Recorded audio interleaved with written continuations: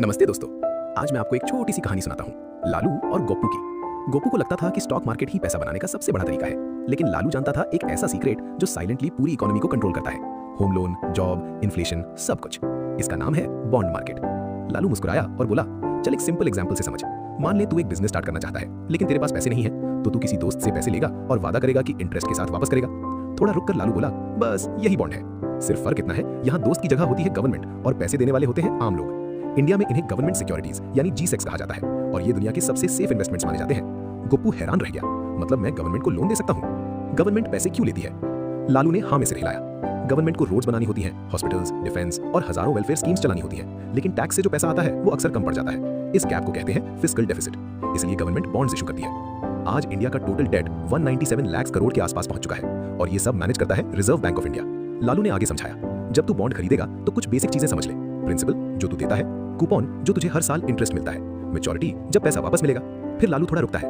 अब आती है सबसे इंपॉर्टेंट चीज, यील्ड। गोप्पू पूछता है, ये यील्ड होता क्या है? लालू बोला, सबसे पहले कूपन और यील्ड में फर्क समझ लो। कूपन रेट जो फिक्स्ड इंटरेस्ट जो बॉन्ड के फेस वैल्यू मतलब असली अमाउंट पर दिया जाता है, ये कभी नहीं बदलता।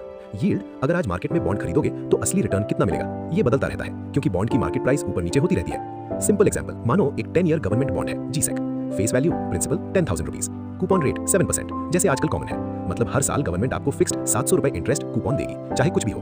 मैच्योरिटी पर 10,000 रुपीज वापस मिलेंगे। अब दो सिचुएशंस। सिचुएशन 1, बॉन्ड की market price 10,000 rupees per value पर आप 10,000 रुपीज में बॉन्ड खरीदते हो, हर साल 700 रुपीज मिलता है, तो आपका यील्ड भी 7% ही है। Simple, coupon equals yield. Situation 2, market में इंटरेस्ट रेट्स बढ़ गए, नया बॉन्ड 8% कूपन दे रहा है, लोग पुराने 7% वाले बॉन्ड को कम प्राइस पर बेचने लगेंगे क्योंकि नया बेटर है। मानो आप वही बॉन्ड अब 9,500 रुपीज में खरीद लेते हो। अब आप हर साल अब भी 700 रुपीज ही पाओगे, कूपन फिक्स्ड है, लेकिन आपने सिर्फ 9,500 रुपीज लगाए हैं, तो असली रिटर्न यानी यील्ड 700 डिवाइडेड बाय 9,500 इक्वल्स 7.37% हो गया। ये है यील्ड, एक्चुअल अर्निंग परसेंटेज जो आपको मार्केट प्राइस के हिसाब से मिल रहा है।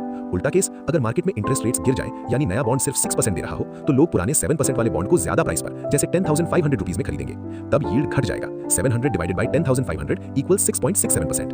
रूल याद रख लो, बहुत इंपॉर्टेंट है। बॉन्ड प्राइस बढ़ता है तो यील्ड घट जाता है, बॉन्ड प्राइस गिरता है तो यील्ड बढ़ जाता है। ये दोनों उल्टा मूव करते हैं। लालू मुस्कुराया, बस यही समझ गया तो तू 90% लोगों से आगे है। गोप्पू अब भी सोच में था, पर ये प्राइस बढ़ता गिरता क्यों है? लालू बोला, अब सुन असली गेम। एक, इंटरेस्ट रेट। जब नए बॉन्ड ज्यादा इंटरेस्ट देने लगते हैं तो पुराने बॉन्ड्स बेकार लगने लगते हैं, इसलिए उनकी प्राइस गिर जाती है। 2, डिमांड एंड सप्लाई। जब लोग सेफ इन्वेस्टमेंट चाहते हैं तो बॉन्ड्स की डिमांड बढ़ती है और प्राइस भी बढ़ता है। 3, इकोनॉमी का मूड। जब इकोनॉमी वीक होती है तो लोग सेफ जगह जाते हैं, बॉन्ड्स में, तो प्राइस बढ़ता है, और जब इकोनॉमी स्ट्रांग होती है तो लोग रिस्क लेते हैं, स्टॉक्स में, तो बॉन्ड प्राइस गिरता है।